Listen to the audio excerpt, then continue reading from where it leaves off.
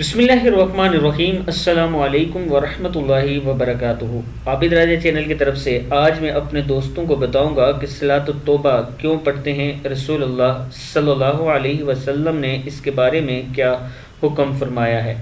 उससे पहले मैं अपने तमाम दोस्तों से गुजारिश करूंगा कि इस चैनल को आप सब्सक्राइब करें, बेल आइकन पर क्लिक करें ताकि डेली वीडियो आप लोगों तक पहुँच सके। तो आज मैं अपने दोस्तों को बताऊंगा कि सलातुत तौबा क्यों पढ़ते हैं और इसका मकसद क्या है।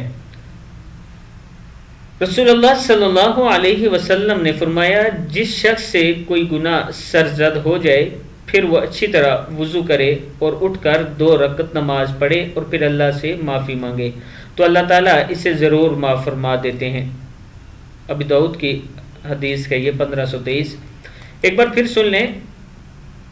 सलातुत तौबा रसूलुल्लाह सल्लल्लाहु अलैहि वसल्लम ने फरमाया, जिस शख्स से कोई गुनाह सरजद हो जाए, यानी जब आप कोई गुनाह कर लें और आपको पता है कि मेरे से गुनाह हो गया तो उसके बाद रसूलुल्लाह सल्लल्लाहु अलैहि वसल्लम के हुक्म के मुताबिक उठें, वुज़ू करें, 2 रकत नमाज पढ़ें और फिर अल्लाह से माफ़ी मांगे यानी इस्तग़फ़ार करें और अल्लाह से माफ़ी तलब करें तो अल्लाह ताला इसे ज़रूर माफ़ फरमा देते हैं। अब रसूलुल्लाह सल्लल्लाहु अलैहि वसल्लम ने फरमा दिया, जो ये अमल करेगा अल्लाह ताला उसको ज़रूर माफ़ फरमाएंगे। उम्मीद है कि इस वीडियो से आप सीखे होंगे और आप ज़रूर इस पर अमल करेंगे।